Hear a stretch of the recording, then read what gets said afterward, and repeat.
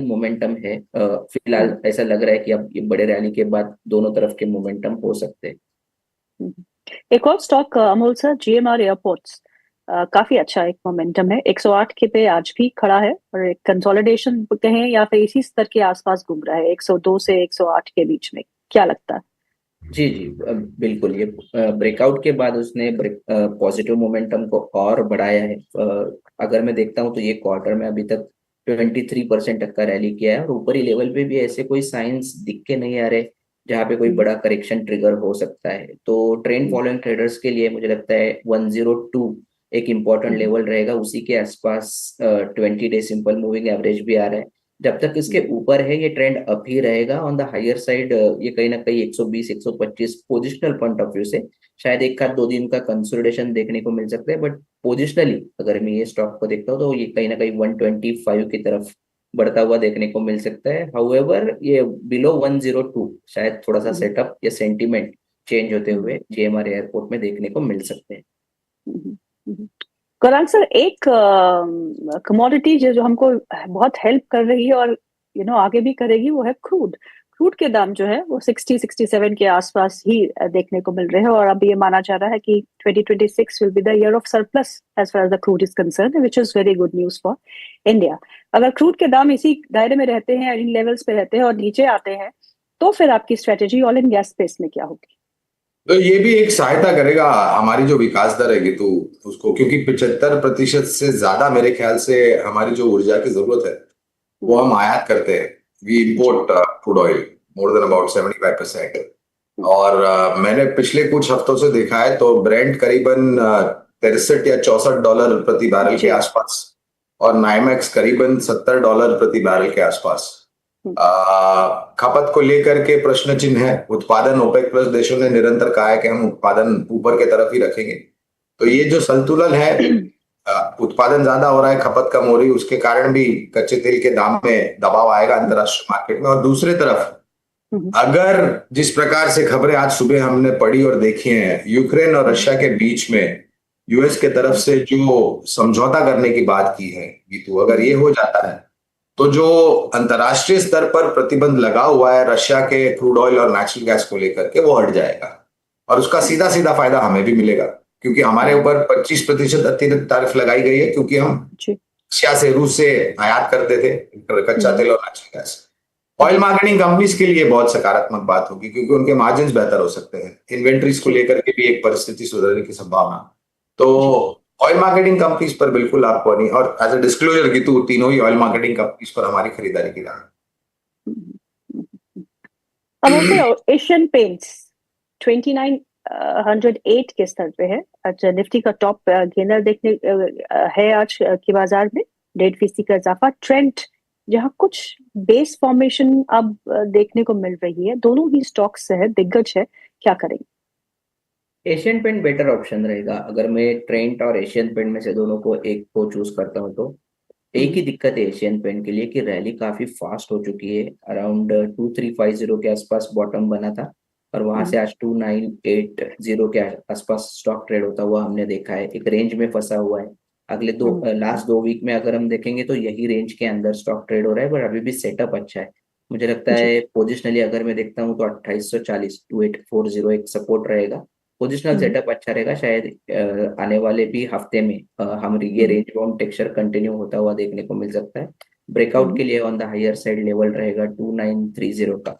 Trend हम्म, काफी oversold है, no doubt about that. एक हम्म, बड़ा करेक्शन स्टॉक में हुआ है ये साल हम्म, में। आई थिंक निफ्टी का बिगेस्ट लूजर ट्रेंड ही रहा है। Forty worst. परसेंट तक हम्म, स्टॉक में करेक्शन देखने को मिला है, बट फिर भी हम्म, जो कंसिस्टेंटली स्टॉक प्रेशर में उसको कॉन्ट्राबेट लेना थोड़ा सा रिस्क टू रिवॉर्ड के हिसाब से मुश्किल लग रहा है। हाउएवर किसी को मोमेंटम अगर चेस करना है या हम्म, कॉन्ट्राबेट लेना है तो आज का डे लो या 4200 एक क्रूशियल सपोर्ट जोन है।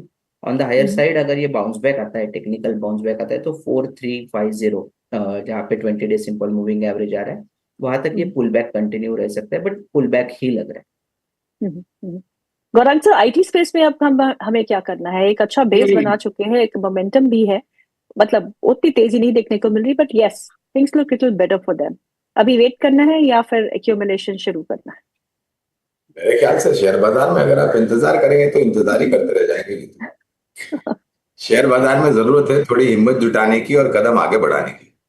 और जब परिस्थितियां खराब थी तब हमने आपके चैनल पर आपके साथ बात करते हुए, जब मेरे ख्याल से पूरा ब्रह्मांड आपको ये राय दे रहा था कि दूर रहो आईटी क्षेत्र से, हमने हमारा नजरिया सकारात्मक रखा था। और वो आज भी मजबूत है, क्योंकि जिस तरीके से दूसरी तिमाही के आंकड़े आए और मैनेजमेंट की तरफ से टिप्पणी, हाँ ये बात अलग है एआई को लेकर के वगैरह वगैरह को लेकर के बहुत सारी चर्चाएं अमेरिका से आ रही है कि इट्स अ बबल की बस्ट। मैं वहां पर ज्यादा जोर नहीं देना चाहता, लेकिन जो टिप्पणियां मैनेजमेंट ने करी है दूसरी तिमाही के पश्चात, तो हमारा विश्वास और भी मजबूत हो गया। निवेशित है तो निवेशित रहे, अगर नहीं है तो मौके ढूंढे खराब बाजार में निवेश करने के लिए लंबी अवधि। एक स्टॉक है Bajaj housing finance, Amol sir. हालांकि इसकी हिस्ट्री इतनी लंबी नहीं होगी, रिसेंट लिस्टिंग्स में ही माना जाएगा। इसमें आज 9% की गिरावट देखने को मिल रही है और 100 के मार्क के नीचे आ चुका है। प्रमोटर्स ने अपनी हिस्सेदारी बेची है, तो स्टॉक थोड़ा दबाव में है। इस स्टॉक पे क्या करना चाहिए? देखो, ओवरऑल भी अगर इससे पहले भी देखेंगे तो कोई ऐसा खास अप ट्रेंड तो था नहीं। स्टॉक कंसिस्टेंटली ऊपर ही लेवल पे सेलिंग प्रेशर ही दिखा रहा था, लोअर टॉप्स ही बन रहे थे, वो भी डेली और वीकली चार्ट्स के ऊपर।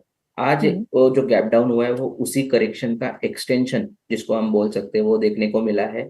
बट एक बुरे में से एक पॉजिटिव बात अगर मैं देखना चाहूँ तो मॉर्निंग वाला जो फॉल था उसके बाद स्टॉक ने कंसिस्टेंटली एक टेक्निकल बाउंस बैक को होल्ड किया है। मुझे लगता है ये बाउंस बैक ही है। जो एकदम पैनिक हो गया था सिचुएशन, वो कहीं ना कहीं रुका है। और आज का डे लो ही इंपॉर्टेंट रहेगा। 95 94 का जो जोन रहेगा, जब तक ये उसके ऊपर है बाउंस बैक चलता रहेगा। बट लार्जर सेटअप अगर मैं चार्ट का देखता हूँ तो अभी भी वीक साइड पे बाउंस बैक अगर आता है तो गैप फिलअप करने के लिए अगर स्टॉक आता है तो ये 102 104 की तरफ पुल बैक रैली आने के चांसेस चार्ट्स पे दिख गया है। अमोल सर, एक और स्टॉक पेटीएम 52 हफ्ते के उच्चतम स्तरों पे है और बहुत सारे ब्रोकरेजेस ने जो है इसको अब अपग्रेड भी किया है। ये चार्ट्स पे कैसा लगता है? प्रॉमिसिंग है, क्योंकि एक तो डिजिटल पैक में से बहुत सारे स्टॉक ऐसे जो कंसिस्टेंट परफॉर्म करते हुए हमने देखे शॉर्ट टर्म में। पेटीएम में भी हायर बॉटम फॉर्मेशन से एक कंसोलिडेशन था उससे पहले 1300 के आसपास, वो सक्सेसफुली क्लियर किया और वापस से ने स्टॉक ना अपना जो प्रीवियस ट्रेंड था पॉजिटिव उसकी तरफ ही पकड़ के पॉजिटिव मोमेंटम कंटिन्यू किया है। पोजिशनली व्यू लूंगा क्योंकि पोजिशनल सेटअप अच्छा है। उसके हिसाब से 1225 1250 का एक हायर बॉटम सपोर्ट बना हुआ है। जब तक ये मेंटेन है, पोजिशनल सेटअप कंटिन्यू रहेगा। शॉर्ट टर्म में थोड़ा सा रैली ज्यादा कर चुका है ये, इसकी वजह से एक साइडवेज मोमेंटम देखने को मिल सकता है। बट पोजिशनली व्यू तभी चेंज होगा ये जब ये स्टॉक कहीं 1250 के नीचे ट्रेड होना चालू हो जाएगा ऑन द हायर साइड। ये कहीं ना कहीं 1400 और 1450 की तरफ जाने के चांसेस चार्ट्स पे काफी ब्राइट लग रहे हैं। गौरांग सर, सिल्वर तो मतलब अब बात ही क्या करें अब। some people have invested in silver ETF, और वो अभी बड़े खुश होकर मुझे कॉल करते हैं, हमने जी ये खरीद लिया और ये देखिए कहाँ हो गया, इतना हो गया, वो हो गया।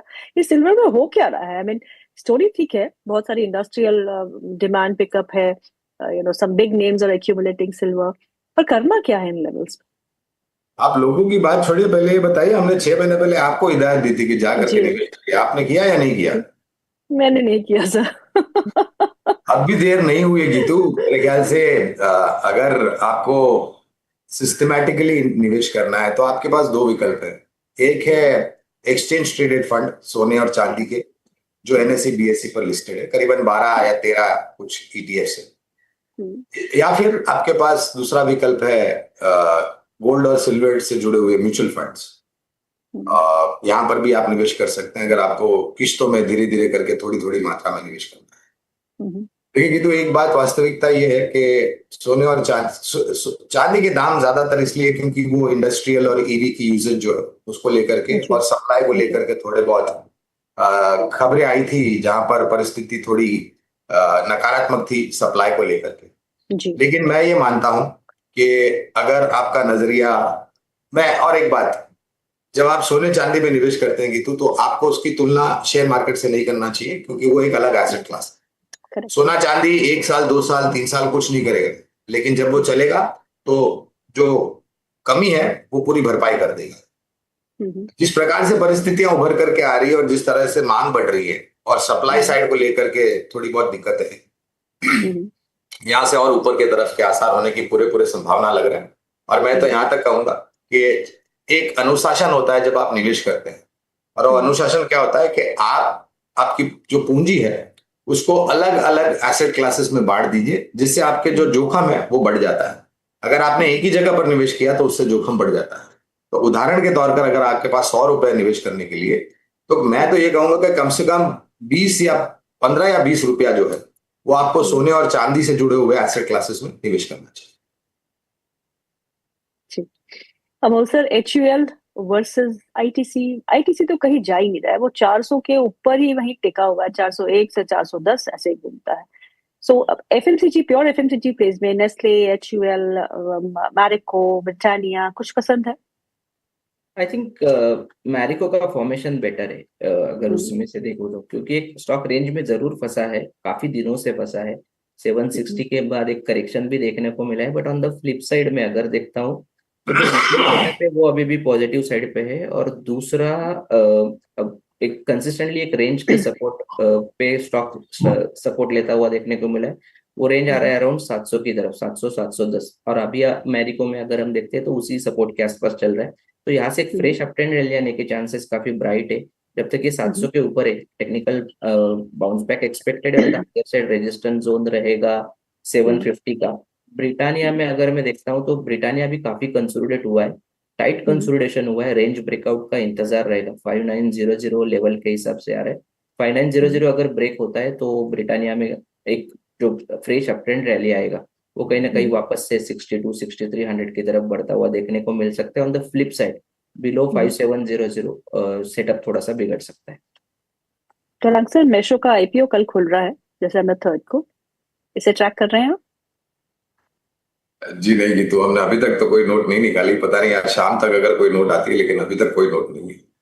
अच्छा, ये बताइए, बजट से पहले आप क्या खरीद रहे हैं? रेलवे स्टॉक्स में हमने एक अच्छा मोमेंटम देखी है, लेकिन फिजल आउट, बहुत ही शांत हो चुका है। डिफेंस हो सकता है कि एक बार फिर जो जो अब जो आप बताइए, आप क्या खरीदेंगे बजट से पहले, ये बताइए। ये देखिए देखिए ये तो मैं ये 2-3 महीने के लिए तो मैं बिल्कुल, और मैं हमेशा ये राय देता हूं कि बजट को ध्यान में रख करके या फिर ट्रेड एग्रीमेंट को ध्यान रख करके किसी भी तरह का अनुमानित सौदा मत कीजिए, क्योंकि जरूरी नहीं है कि वित्त मंत्री जी या राष्ट्रपति ट्रंप आपके सौदे के हिसाब से निर्णय लेंगे, है कि नहीं। तो ये बजट और बजट हर साल आता है, कि तो जरूरी नहीं है कि आपको इसको ध्यान में रखें। हाँ, लेकिन इससे जुड़े हुए जो उम्मीद है लंबी अवधि की मैं बात कर रहा हूं, मैं बजट तक की बात बिल्कुल नहीं कर रहा।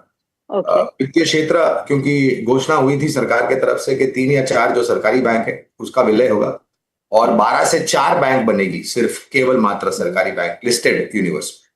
तो वित्तीय क्षेत्र और परिस्थिति भी देखिए आप, नतीजे देखिए बहुत ही सकारात्मक। रक्षा क्षेत्र, वित्तीय क्षेत्र, निर्माण कार्य से जुड़े हुए जो मटेरियल कंपनीज है, उदाहरण के तौर पर सीमेंट और मेटल्स, खपत से जुड़ी हुई कंपनियां, क्योंकि मुझे लग रहा है कि शायद वित्त मंत्री जी बजट में भी कुछ और नई नीतियों की घोषणा करेंगे जिससे खपत को और बढ़ावा मिले और देश का विकास और हो और रोजगार खड़ा करने के लिए। और मैं हमेशा एक ही चीज बताता हूं कि आप मन लुभावन बजट मत लेकर के आइए, आप ग्रोथ ओरिएंटेड बजट लेकर के आइए जिससे सभी को फायदा हो। जी, अमोल सर, आपके रडार पे कौन से स्टॉक्स हैं? 2 stocks positional point of view से देख रहा हूँ, ऐसे स्टॉक्स देख रहा हूँ जहां पे करेक्शन खत्म होता हुआ देखने को मिले, और दूसरा कि ये रैली को वो स्टॉक ने मिस किया है और जहाँ पे पॉसिबिलिटी है कि एक फ्रेश अप ट्रेंड रैली यहाँ से शुरू होने के चांसेस लग रहे हैं। उसमें से पहला है वो है आधार हाउसिंग फाइनेंस के साथ जाऊँ पोजिशनल पॉइंट ऑफ व्यू से, 485 के आसपास है, 515 तक के टारगेट निकल के आ रहे, स्टॉप लॉस रहेगा 473 का। और दूसरा है अपोलो हॉस्पिटल, ये भी पोजिशनल पॉइंट ऑफ व्यू से